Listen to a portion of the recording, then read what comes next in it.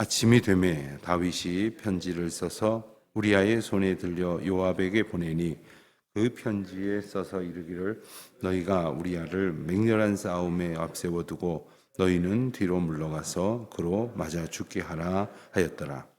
요압이 그 성을 살펴 용사들이 있는 것을 아는 그곳에 우리아를 두니 그 성 사람들이 나와서 요압과 더불어 싸울 때에 다윗의 부하 중 몇 사람이 엎드려지고 헷 사람 우리아도 죽으니라. 요압이 사람을 보내 그 전쟁의 모든 일을 다윗에게 보고할세 그 전령에게 명령하여 이르되 전쟁의 모든 일을 네가 왕께 보고하기를 마친 후에 혹시 왕이 노하여 내게 말씀하기를 너희가 어찌하여 성에 그처럼 가까이 싸웠느냐 그들이 성 위에서 쏠 줄을 알지 못하였느냐 여룻베셋의 아들 아비멜렉을 쳐 죽인 자가 누구냐 여인 하나가 성에서 맷돌 윗짝을 그 위에 던짐에 그가 데베스에서 죽지 아니하였느냐 어찌하여 성에 가까이 갔더냐 하시거든 내가 말하기를 왕의 종 햇사람 우리아도 죽었나이다 하라. 전령이 가서 다윗에게 이르러 요압이 그를 보낸 모든 일을 다윗에게 아뢰어 이르되 그 사람들이 우리보다 우세하여 우리를 향하여 들러 나오므로 우리가 그들을 쳐서 성문 어귀까지 미쳤더니 활 쏘는 자들이 성 위에서 왕의 부하들을 향하여 쏘매 왕의 부하 중 몇 사람이 죽고 왕의 종 햇사람 우리아도 죽었나이다 하니 전령에게 이르되 너는 요압에게 이같이 말하기를 이 일로 걱정하지 말라 칼은 이 사람이나 저 사람이나 삼키느니라 이 성을 향하여 더욱 힘써 싸워 함락시키라 하여 너는 그를 담대하게 하라 하니라. 우리아의 아내는 그 남편 우리아가 죽었음을 듣고 그의 남편을 위하여 소리내어 우니라. 그 장례를 마침에 다윗이 사람을 보내 그를 왕궁으로 데려오니 그가 그의 아내가 되어 그에게 아들을 낳으니라. 다윗이 행한 그 일이 여호와 보시기에 악하였더라. 아멘. 다윗이 말로 다 할 수 없는 참남한 범죄를 저지른 지 꽤 많은 시간이 지났습니다. 겨우 한 페이지 정도 이렇게 넘어가는 분량이지만 여러 날 여러 달의 시간이 흘렀음을 우리는 알 수가 있습니다. 다윗이 전쟁에 나간 군인들과는 전혀 다른 자리에서 게으르고 나태한 모습을 가지고 있었을 때 그는 하나님 앞에서도 그 영적 긴장감을 잃어버리고 말았습니다.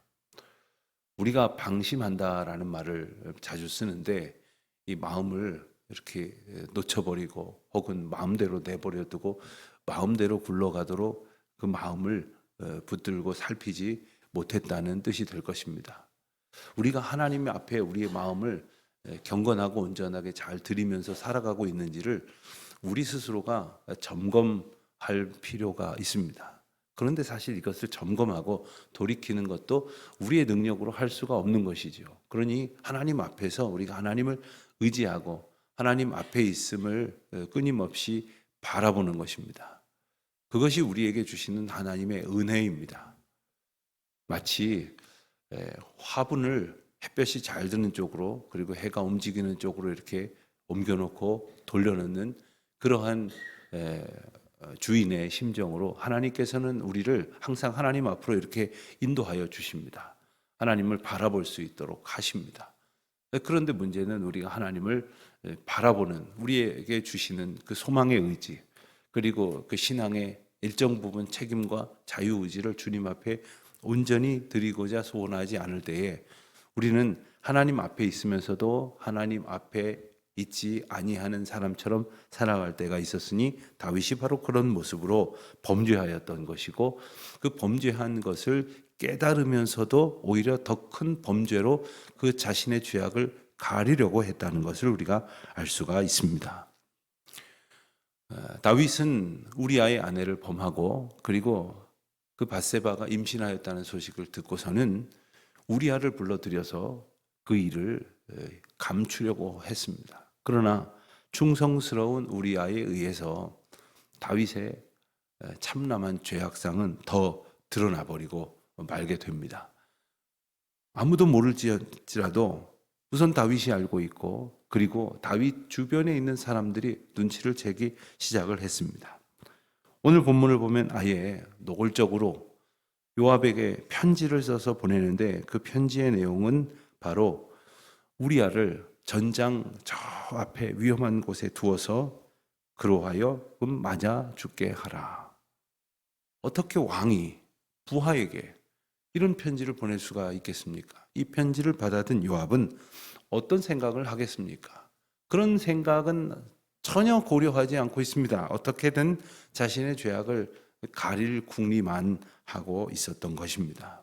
아마도 우리아가 휴가를 얻어서 이제 집에 다녀갔는데 전장에서 죽었으니, 혹 우리아의 아내가 아기를 낳았다 하더라도 나중에 그것은 이제 우리아의 아이라고 얼마든지 포장할 수 있었을 것입니다. 그런데 오늘 본문 말씀을 보면 그 편지를 너무나 어처구니 없게도 우리아의 손에 들려서 요압에게 보내고 있습니다. 양심이 있다면, 일말에 어떤 자신을 비춰볼 수 있는 생각을 가지고 있다면 도저히 할 수 없는 행동을 다윗은 하고 있습니다. 이것이 죄악 앞에 대처하는 완악하고 어리석은 인생의 모습입니다.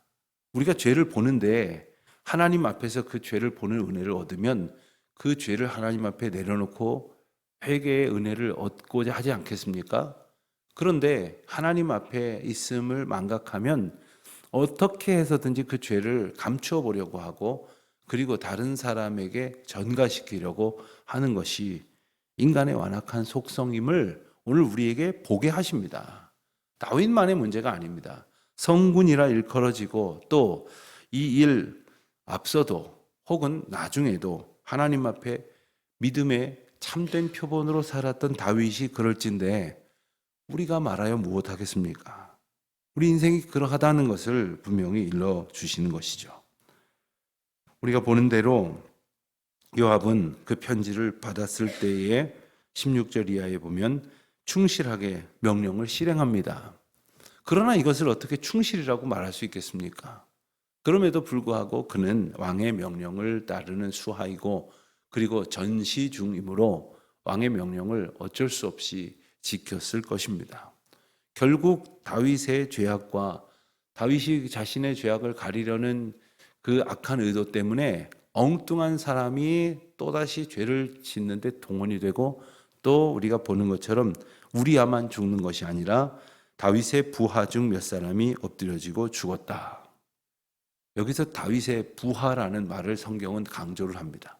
그러니까 다윗은 자신을 따르고 자신에게 충성을 다하여 목숨을 바쳐서 전장에 나가 있는 이들을 죽게 하면서까지라도 우리아를 죽이려 했다는 것이고, 그리고 우리아를 죽임으로 그 자신의 죄를 가리려 하는 것에 수단과 방법을 동원하지 않는다는 거죠. 인생이 그렇습니다.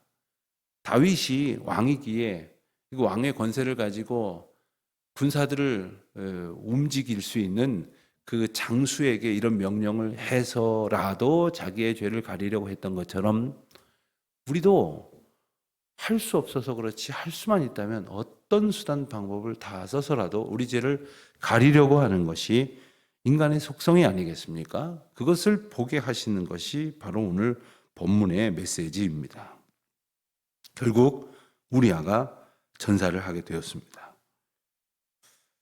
애꿎은 이들까지도 다윗이 요압에게 명령한 것을 이제 시행하는 요압의 명령에 따라서 죽음을 겪게 되었고, 18절 이하의 말씀을 보면 요압이 사람을 보내서 그 전쟁의 모든 일을 다윗에게 보고하게 됩니다.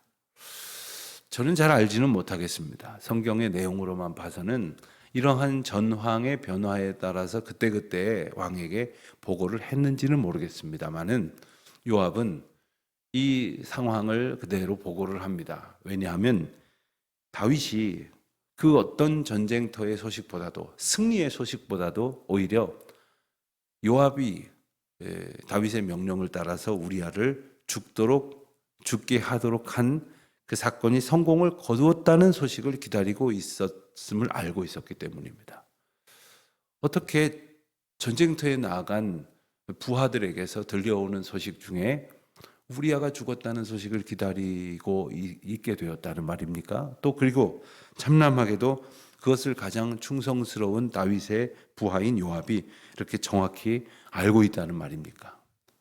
도무지 부끄럽고 그리고 감출 수 없는 이 죄악의 모습 때문에 다윗은 잠을 이룰 수가 없어야 할 것인데 그는 그것 때문이 아니라 우리아가 과연 내가 의도하고 명령한 대로 죽었을까, 아직 살아있을까를 가지고 궁금해 했었을 것이라는 거죠. 23절 말씀에 보는 대로 전령이 가서 다윗에게 요압이 보고하게 하는 일들을 다 아뢰었습니다. 그리고는 보고를 23절부터 이제 24절까지 보고를 하는데 아마도 다윗은 23절, 24절의 이야기들은 하나도 귀에 들어오지 않았을 것이고 그저 맨 마지막의 이야기, 우리아도 죽었나이다, 이 이야기만 들어왔을 거예요.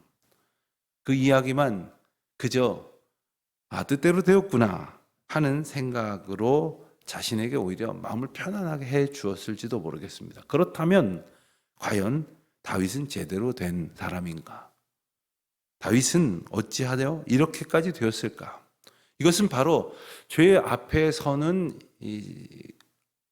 하나님의 백성의 자세가 어떠하느냐에 따라서 더 악하고 그리고 말로 다할 수 없는 지경까지 이르게 되는 인생의 현상을 그대로 보여주고 계시다는 것을 우리가 기억해야 됩니다. 25절 말씀을 보면 다윗이 전령에게 그 이야기를 다 듣고 이렇게 말합니다. 너는 요압에게 이같이 말하기를 이 일로 걱정하지 말라. 이 일로 걱정하지 말라. 지금 다윗의 충직한 부하 중에 몇 사람이 그리고 이방인으로서 이렇듯 충성하였고 또 왕이 불러다가 휴가를 주었음에도 불구하고 전장에 나아가 있는 여호와의 법궤 그리고 하나님의 동역자들을 생각해서 사사로운 시간을 갖지 않았던 충성된 부하 우리아가 죽게 된 일로도 걱정하지 말라 하면서 칼은 이 사람이나 저 사람이나 삼키느니라. 역설적이게도 정말 칼은 이 사람 저 사람을 다 삼키면서 결국 다윗도 삼키게 되었습니다. 그렇습니다. 칼은 이 사람도 저 사람도 다 삼킨다. 다시 말하면 누구나 다 결국 죽게 될 수밖에 없다 하는 인생의 보편적인 진리를 잘 깨닫고 있었던 다윗은 어찌하여 그것을 깨달은 자에게 합당한 죄 앞에서의 태도를 지니고 있지 못했을까? 그리고 하는 말이 더욱 힘써 싸워 함락시키라. 너는 그를 담대하게 하라. 마치 당연한 독전, 전쟁을 격려하고 독려하는 그러한 모습을 보이는 것으로 자신의 왕된 모습을 위장하고 있습니다. 26절 보면 우리아의 아내는 남편 우리아가 죽었음을 듣고 그의 남편을 위하여 소리내어 울었다 했습니다. 이 말을 단적으로 표현한다면 밧세바는 슬퍼하여 울었다 이렇게 표현해도 될 것인데 오늘 본문은 우리아의 아내, 그 남편 우리아, 또 그의 남편 계속해서 밧세바가 바로 우리아의 아내였음을 그리고 우리아는 밧세바의 남편이었음을 강조하고 있습니다. 성경은 우리아가 죽었음에도 불구하고 이후에도 밧세바라고 또 혹은 다윗의 아내가 된 밧세바라고 표현하기보다는 우리아의 아내라고 표현을 합니다. 심지어 우리가 잘 아는 대로 마태복음 1장에 보면 예수 그리스도의 족보, 아브라함과 다윗의 자손 예수 그리스도의 족보가 기록되어 있는 곳에도 우리아의 아내에게서 이제 예수님의 후손이 태어났다고 하는 이 사실을 적시하고 있지 않습니까? 성경이 이것을 계속해서 조명하고 있는 이유는 무엇입니까? 이스라엘 역사 가운데 있어서 가장 이스라엘 백성들이 가장 존경하고 사랑하고 그리고 흠모하는 위인을 꼽으라면 단연코 아브라함과 다윗입니다. 그러니 예수님의 족보에도 1000년을 걸쳐 있는 대표적인 이스라엘의 조상들 1000년에 한 번 나올까 말까 한 인물로 이스라엘 백성들과 성경이 보증하여 내세우는 그 인물 다윗에게 비춰지는 이 죄악상을 우리에게도 오늘 보여주시는 하나님의 뜻을 우리는 기억하고 언제나 우리가 이렇듯 죄 가운데 있다는 사실을 늘 기억해야 합니다. 우리는 어떻게 하든지 간에 내 죄를 가리려고 하고 내 죄악을 남에게 탓을 돌리려고 할 때가 있음을 떠올리게 합니다. 어떻게 해서든지 남에게 뒤집어 씌우고 그리고 그가 손해를 볼지언정 죽음에 이르게 할지언정 그 자신에게 있어서 아무런 손해가 나지 않게 하려는 자신의 것을 다 가져가고자 하고 하는 욕망을 이루기 위해서 어떠한 죄악도 불사하는 인간의 죄상을 보게 하십니다. 결국 오늘 말씀 맨 마지막에 일러주시는 것처럼 다윗이 행한 그 일이 여호와 보시기에 악하였더라 했습니다. 여호와 보시기에 악하였다. 성경이 이렇게 여호와 보시기에 악하였다라고 적시하는 내용이 생각보다 많지 않습니다. 물론 그렇게 말씀하시지 않았다고 해서 여호와 앞에서 악한 것이 아니라는 말씀을 하신 것은 아니지만 성경 전반을 걸쳐서 볼 때 분명하게 이렇게 악한 일임을 여호와 보시기에 시선으로 우리에게 설명하고 있는 분명한 구절이라고 하는 것의 의미를 기억해야 할 것이고 그것이 바로 다른 사람도 아니라 다윗에게 있었던 일이라는 사실을 또한 우리는 엄중히 기억해야 됩니다. 주님은 우리를 오늘도 다윗을 보시는 시각으로 분명히 보실 것입니다. 우리를 바라보고 계십니다. 다른 사람들은 보지 못하고 그래서 곁에 있는 사람들도 놓치고 지나갈 우리의 모습을 주님은 다 보고 계실 것입니다. 그리고 그 시선 앞에 우리가 있음을 다시금 분명히 깨우치게 하십니다. 그리고 여호와 보시기에 악한 행동을 일삼는 우리 자신이 다윗이 하나님께서 이제 나중에 보게 될 나단을 통한 깨우침으로 회개에 이르게 하셨던 것처럼 우리도 하나님께서 보여주시는 우리의 죄상을 보고 회개에 이르도록 인도하시는 은혜를 우리가 깨달아야 할 것이겠습니다. 오늘도 우리가 하나님의 시선 앞에 있다는 사실을 기억하고 그 시선은 우리를 단지 감시하시는 것이 아닙니다. 우리를 돌보시고 보호하시는 것입니다. 하나님이 우리를 보고 계시다는 사실은 연약하고 어리석고 안악한 인생들을 하나님 앞에서 더욱더 경건하고 온전한 존재로 살아가도록 도우신다는 것도 잊지 말아야 합니다. 그 하나님의 시선을 감사함으로 기억하여 의지하며 살아가는 저와 여러분 되시기를 축원합니다. 하나님 아버지 감사합니다. 하나님의 은혜 가운데에 살아가고 있음을 하나님의 돌보시고 지키시는 그 시선 앞에 살아가고 있음을 깨닫게 하여 주셔서 감사합니다. 어리석은 저희들의 죄악을 보혈로 씻으셨던 은혜 앞에 오늘도 살아가고 있음을 깨우쳐 주님의 뜻 앞에 여호와 보시기에 악한 자들이 아니라 잘하였다 칭찬 듣는 주의 자녀들로 살게 하여 주옵소서. 예수님의 이름으로 기도드립니다. 아멘.